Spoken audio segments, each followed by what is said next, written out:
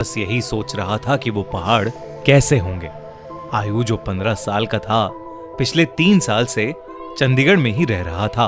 फिर भी वो कभी हिमाचल की हसीन वादियों में नहीं गया था। पर उसका यह सपना इस स्कूल ट्रिप में पूरा होने वाला था।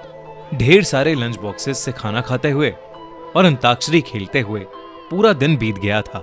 वो शिमला पहुंचने ही वाले थे कि पता नहीं कैसे उनकी बस जो कुछ मिनट पहले एकदम ठीक चल रही थी, उसमें से धुआं निकलने लगा। रात बहुत हो चुकी थी और बच्चे साथ में थे, तो सब टीचर्स ने मिलकर फैसला लिया कि वो पास में ही एक होटल के अंदर रुक जाएंगे और सुबह मैकेनिक को बुलाकर बस ठीक करवाकर शिमला के लिए वहां से निकल जाएंगे। वो लोग पास के एक होटल तक पहुंचे। वो होटल दोनों तरफ से बड़े बड़े पेड़ और पहाड़ों से घिरा हुआ था। सब टीचर्स ने बच्चों को होटल में अलग अलग कमरों में बांट दिया और डिनर के बाद सब सोने चले गए। आयु को अपने 2 दोस्तों अमन और रोहन के साथ कमरा मिला था और वो बहुत खुश था क्योंकि वो दोनों उसके काफी अच्छे फ्रेंड्स थे। आयु, अमन और रोहन जब कमरे में गए तो कमरे की खिड़की से उन्हें जंगल के बीचों बीच एक झील दिखाई दी। उन सभी को याद था कि कैसे पिछली स्कूल ट्रिप पर रात में 2 बच्चे ऐसे ही झील पर निकले थे और वो स्कूल के सबसे पॉपुलर बच्चे बन गए। तो उन तीनों ने भी प्लान बनाया कि इस बार वो भी कुछ कारनामा करेंगे। उन्होंने सोचा कि वो होटल से छुपके से निकल जाएंगे और उस झील पर जाकर फोटो खींचकर वापस आ जाएंगे। जैसे ही होटल का गार्ड सो गया, वो तीनों निकल गए। झील दिखने में तो होटल से ज्यादा दूर नहीं लग रही थी, पर वो तीनों करीब आधा 1 घंटा झील की तरफ चले जा रहे थे और जंगल का रास्ता था कि खत्म ही नहीं हो रहा था। ठंड बहुत ज्यादा बढ़ चुकी थी और उस सुनसान जंगल में उन तीनों की ठंड के मारे हालत खराब हो रही थी। उन्होंने अपना फोन चेक किया तो उसमें सिग्नल नहीं था।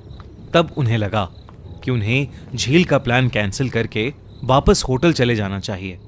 अपने फोन की फ्लैशलाइट के सहारे वो वापस होटल का रास्ता ढूंढने लगे। रास्ता ढूंढते ढूंढते अमन और आयु, जो रोहन के थोड़ा आगे चल रहे थे, जब पीछे मुड़े तो उन्होंने देखा कि रोहन वहां था ही नहीं। तभी उन्हें अपने पास में से किसी के भागने की आवाज आई। वो बहुत घबरा गए, पर क्योंकि वो रोहन को अकेला नहीं छोड़ सकते थे तो उन्होंने उस कदमों की आवाज का पीछा किया।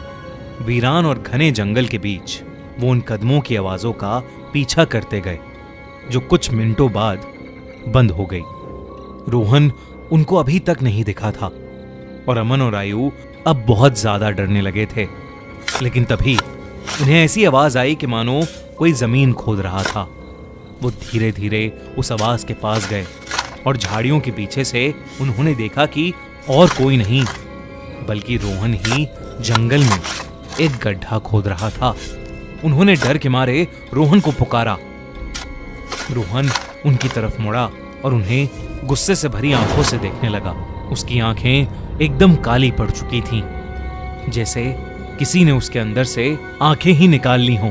अमन रोहन के पास गया और उसने रोहन के कंधे पर हाथ रख के उससे पूछा कि उसे क्या हुआ है। लेकिन रोहन के कंधे पर हाथ रखते ही रोहन अमन के ऊपर चिल्ला उठा और रोहन ने उसे एक बहुत तेज धक्का दिया।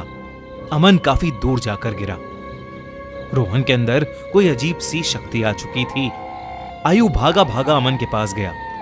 रोहन अब आयु की तरफ आगे बढ़ने लगा, पर जैसे ही वो आयु के पास आया, रोहन को अजीब से दौरे पड़ने लगे और वो बेहोश हो गया। आयु उसको होश में लाने की कोशिश करने लगा और जैसे ही रोहन होश में आया, उसने अमन की तरफ देखा और जोर जोर से चिल्लाते हुए कहने लगा, वो अमन के अंदर है।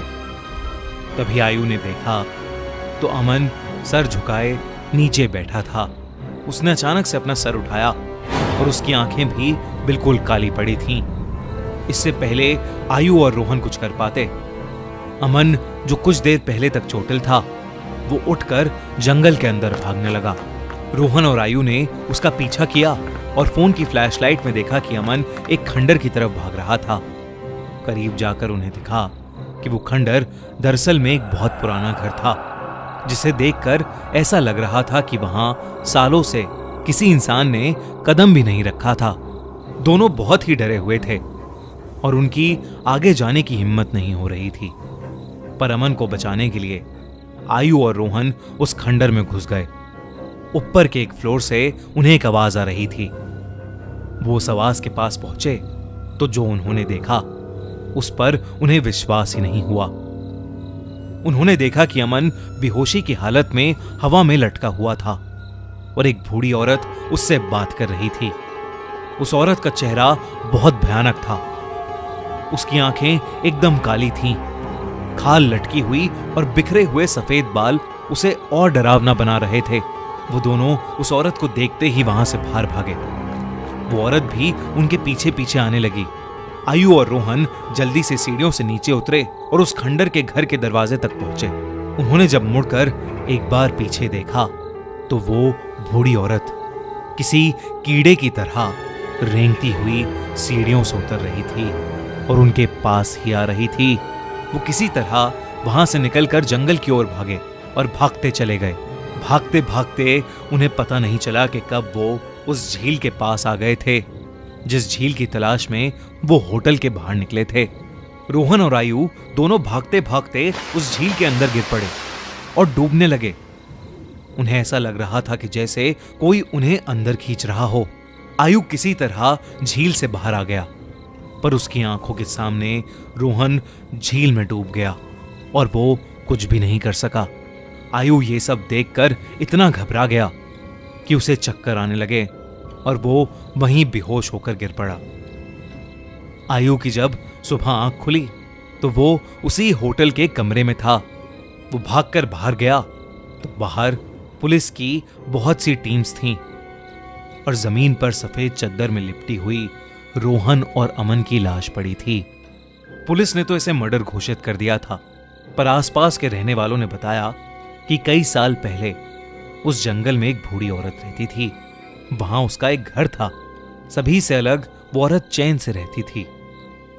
पर एक रोज उसके घर को कब्जाने के लिए पास के गांव के कुछ लोगों ने उसके साथ बदसलूकी की और उसे मारकर उस झील में फेंक दिया। तब से कोई भी इंसान रात में जंगल की ओर या उस झील के पास नहीं जाता। कहते हैं कि उस बूढ़ी औरत की आत्मा अभी भी वहां अपने बदले के लिए भटकती है।